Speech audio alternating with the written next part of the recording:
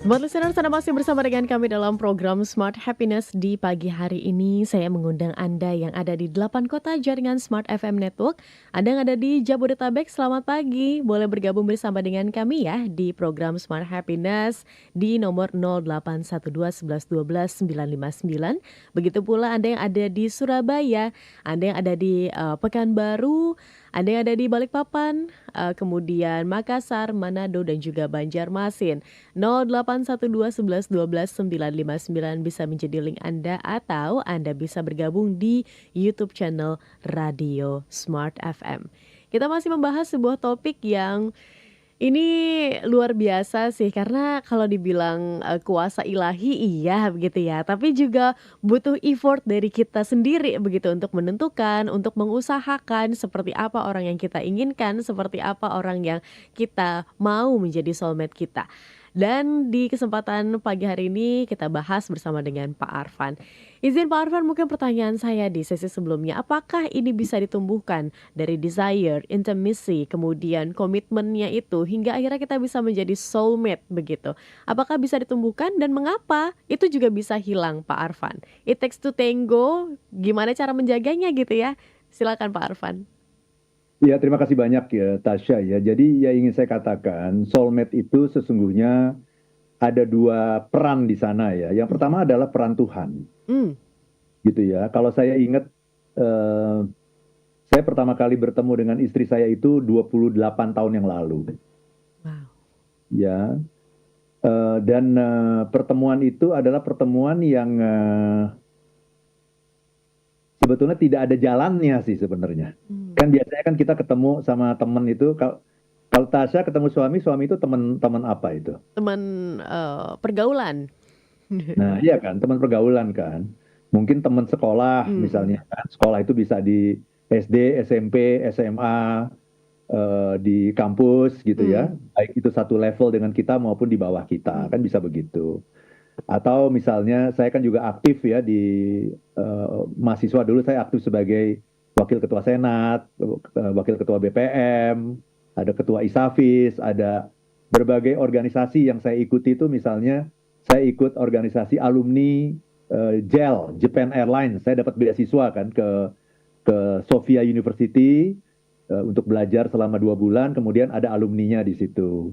Kemudian ada alumni saya ikut program Kapija, Mm. ya, program Nakasone program itu yang ke Jepang itu juga ada alumninya juga banyak gitu. Saya ikut program Australia, pertukaran pemuda Indonesia Australia. Di situ juga ada alumninya juga di situ. Saya kemudian berangkat ke Inggris kan. Dan, kemudian pulang dari Inggris kan di situ ada banyak sekali alumni kan. Mhm. Ada alumni sekolah Inggris, ya, orang Indonesia yang bersekolah di Inggris. Ada alumni dari sekolah saya sendiri, yang saya kan sekolahnya di London School of Economics ya, di LSE di Mhm. London ya. Ada alumninya juga tuh, alumni orang-orang Indonesia yang sekolahnya di LSE. Ada lagi alumni Chevening Awards, kan saya kan dapat beasiswa dari British Chevening Awards dari pemerintah Inggris ya, dari embassy, British Terima Embassy. kasih. Itu juga ada alumninya juga di situ. Jadi saya itu menjadi anggota dari banyak sekali alumni, banyak sekali organisasi ya yang tidak membuat saya bertemu dengan istri saya itu. Mhm. Jadi bukan teman organisasi, bukan teman kuliah, bukan teman sekolah, bukan teman pekerjaan. Ya saya sudah berganti pekerjaan itu sampai 7 kali gitu ya.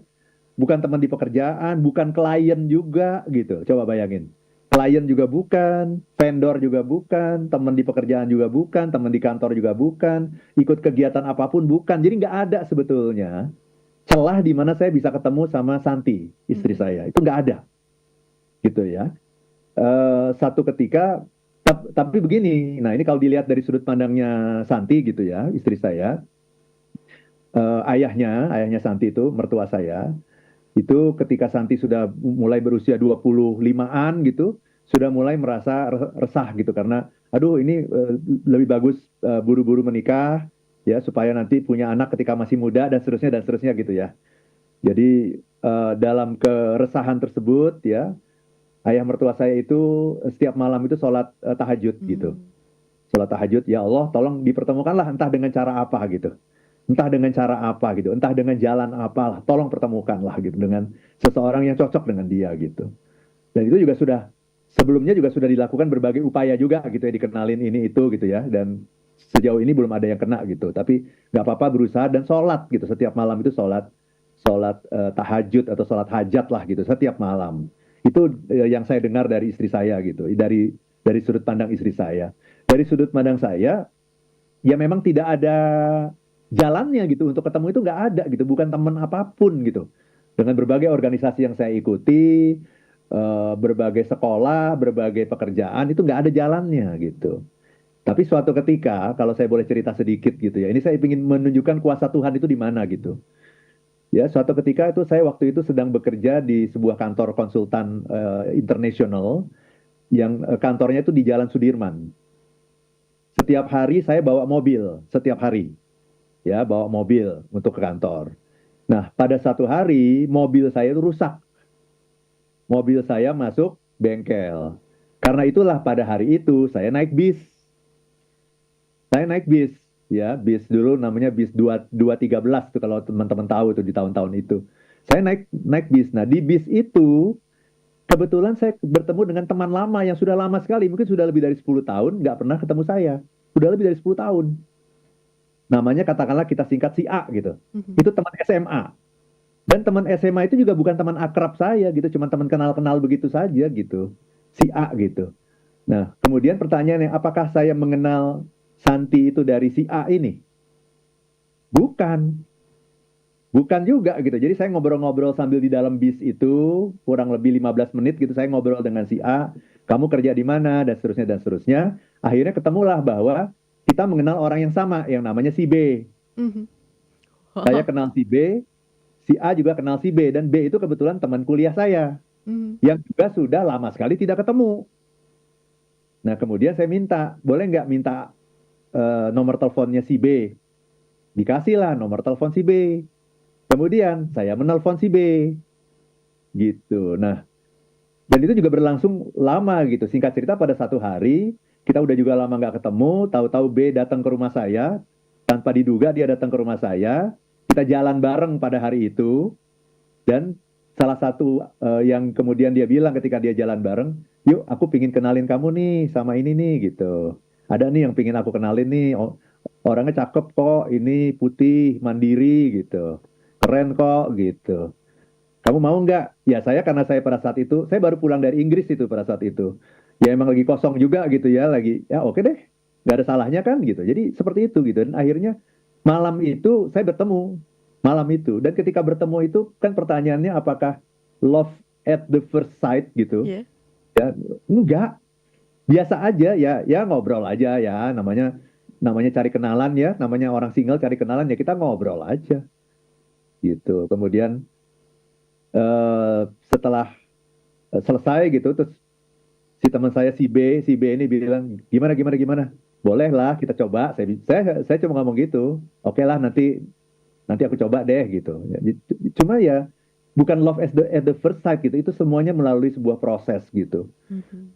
Nah, singkat cerita itulah pertama kali saya berkenalan, ya tidak lama sesudah itu kita bertunangan.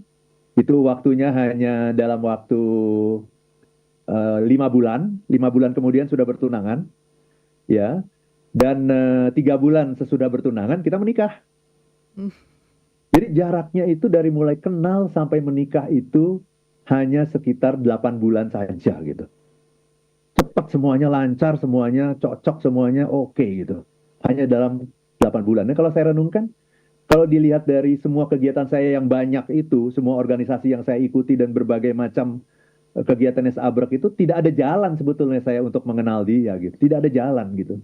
Kecuali itu, karena pada akhirnya saya melihat dia sebagai sebuah rencana Tuhan gitu, bahwa Tuhan mengabulkan doa ayah mertua saya, kemudian Tuhan membukakan jalan juga bagi saya gitu ya. Dan akhirnya setelah kita menjalani 27 tahun ini, baru saya bisa merasakan, terutama mungkin dalam 5 tahun belakangan ini ya, itu ini benar-benar soulmate saya gitu. Tapi itu tidak terjadi dengan tiba-tiba Iya. loh, Tasya ya. Mhm. Kan kita dari background yang berbeda ya. Kita juga banyak nggak cocoknya gitu istilahnya ya. Banyak berantemnya. Tapi kalau saya melihat berantem itu sebagai sesuatu yang bagus sih ya. Karena dengan berantem, berantem dalam tanda petik ya, berantem itu tujuannya apa sih? Berantem itu tujuannya adalah untuk saling memahami. Oh, dia maunya ini. Oh, dia nggak suka ini. Hmm. Oh, dia sukanya yang kayak gini gitu. Jadi berantem itu adalah sebuah dinamika dalam sebuah rumah tangga yang berproses gitu ya. Rumah tangga yang tanpa berantem itu pada akhirnya akan datar gitu, tidak akan saling memahami gitu. Jadi tujuan dari berantem dalam tanda petik itu, berkonflik dalam tanda petik itu adalah sesungguhnya saling memahami, jadi mutual understanding gitu. Dan itulah sebetulnya cara untuk menjadi seorang soulmate gitu. Caranya begitu. Sejauh dengan catatan ya, nomor satu berantemnya tidak saling menyakiti gitu. Berantem tidak untuk membenci tapi untuk memahami. Sehingga kita harus betul-betul menjaga itu. Apa yang keluar dari mulut kita itu benar-benar harus kita jaga gitu. Dan setelah berantem biasanya jadi lebih paham, jadi lebih mesra, jadi lebih asik gitu. Gitu. Tapi dengan catatan ya, yang diberantemin itu dari hari ke hari harus beda terus tuh. Jangan dari tahun pertama berantemnya mengenai A terus, itu namanya nggak selesai. Hmm. Tapi semakin lama gitu saya selalu bisa melihat dia dari aspek yang berbeda gitu. Jadi walaupun udah menikah 27 tahun, tapi saya masih bisa melihat dia, kok saya nggak pernah tahu kamu bisa begini ya? Kok saya nggak pernah tahu kamu bisa punya pandangan kayak gitu ya? Jadi selalu ada hal yang baru gitu loh, Tasya. Dan ini saya nggak berlebihan ngomong kayak gini gitu. Selalu ada hal yang baru yang saya lihat dari istri saya, dan itu yang membuat dia dari hari ke hari itu semakin menarik gitu. Sampai Wow. pada akhirnya mungkin baru dalam 5 tahun terakhir ini saya berani mengatakan kayaknya kita soulmate deh gitu. Dia juga mengatakan hal yang sama gitu. Dia juga mengatakan hal yang sama gitu, Tasya.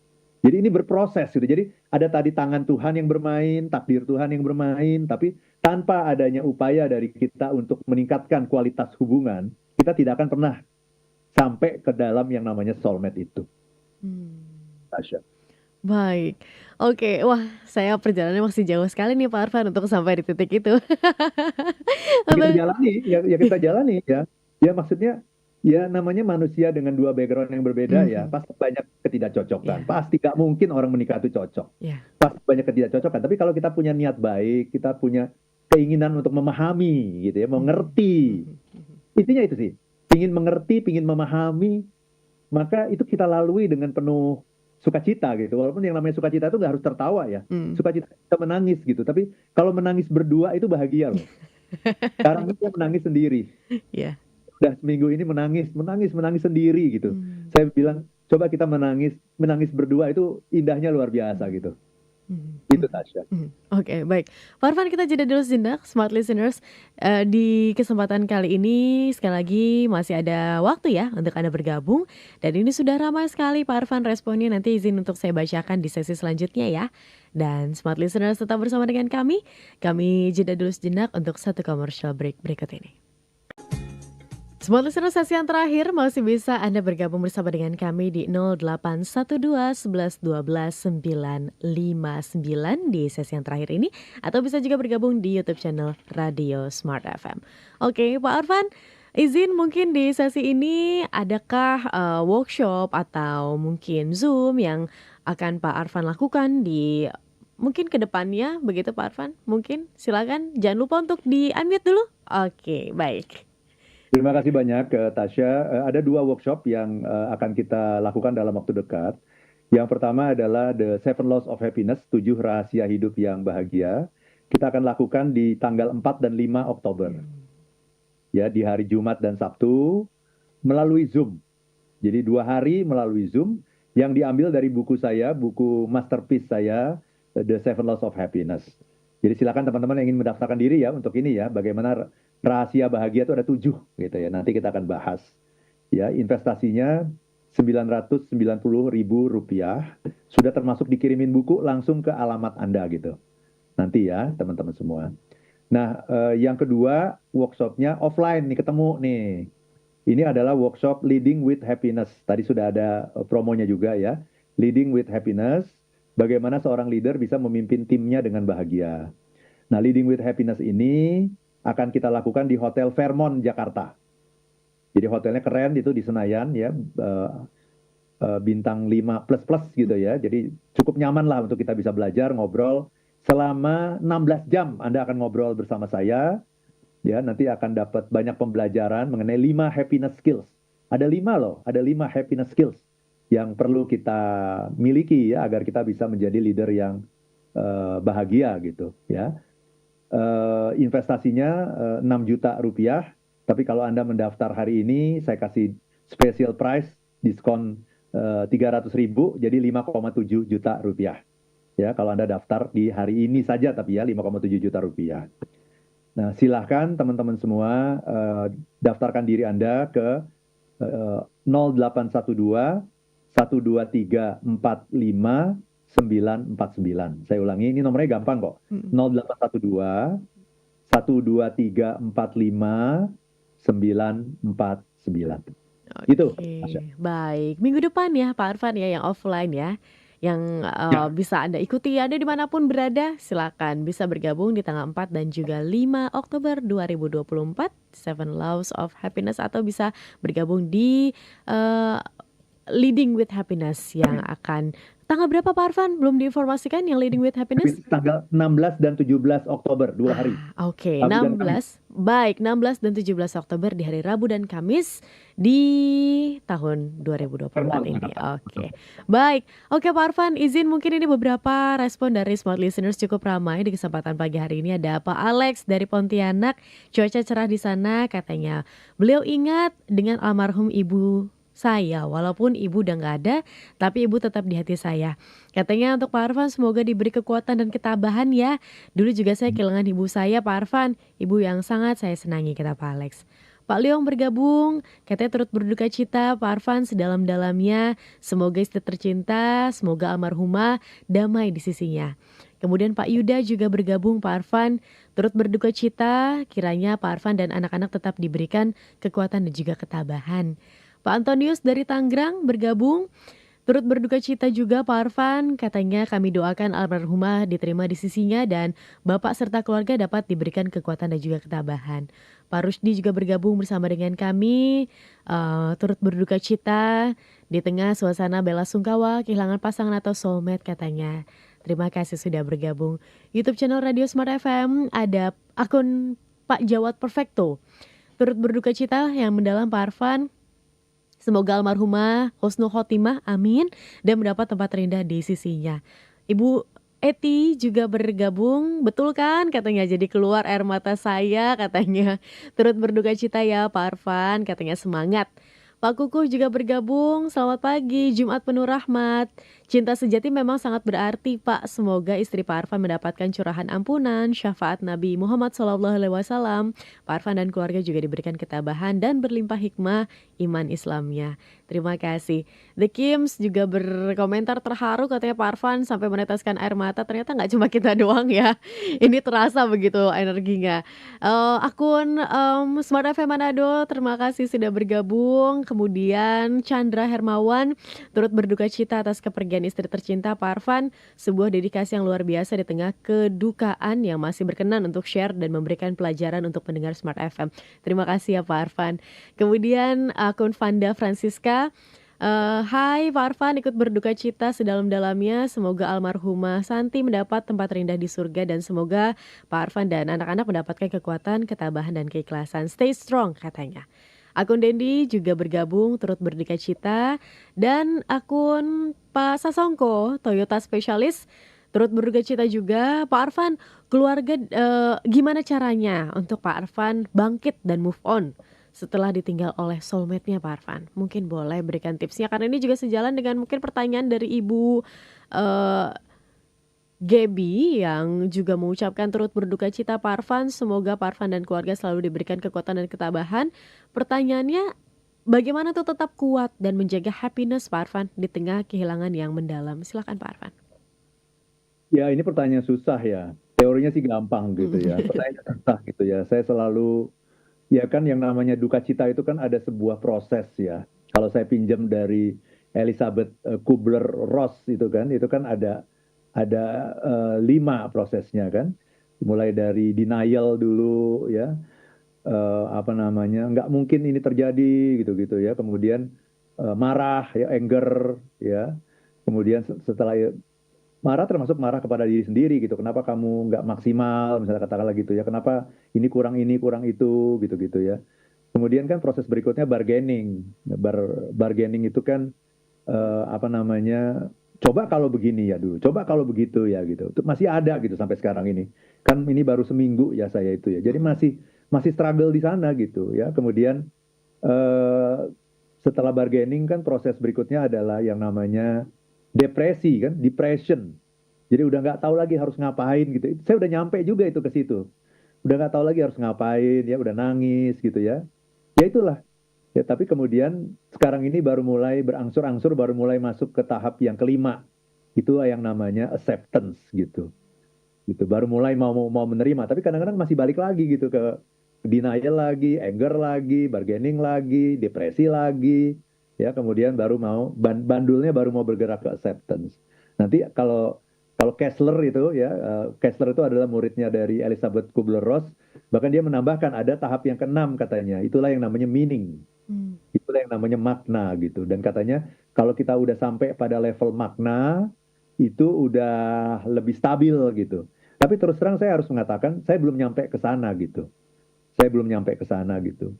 Saya ingin bilang kepada teman-teman semua ya bahwa dalam menghadapi ini, saya itu bukan motivator gitu. Ya, saya itu bukan motivator happiness, bukan gitu. Saya hanyalah seorang suami yang sangat mencintai istri saya, sudah hidup bersama selama 27 tahun, sudah saling percaya, saling cinta, saling semuanya lah ya. Dan kemudian tiba-tiba itu hilang begitu. Jadi saya hanyalah seorang suami yang kehilangan gitu, seorang pria biasa yang kehilangan orang yang dicintai. Saya ngomong gini bukan sebagai motivator gitu, ya.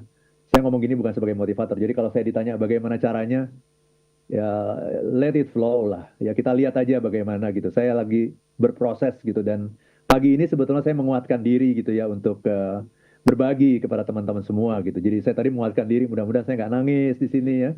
Mudah-mudahan ya kalaupun menangis itu masih dalam batas-batas yang wajar gitu ya. Karena saya kira apa yang saya rasakan ini ingin saya bagikan juga kepada teman-teman untuk selalu menghargai kehidupan lah ya.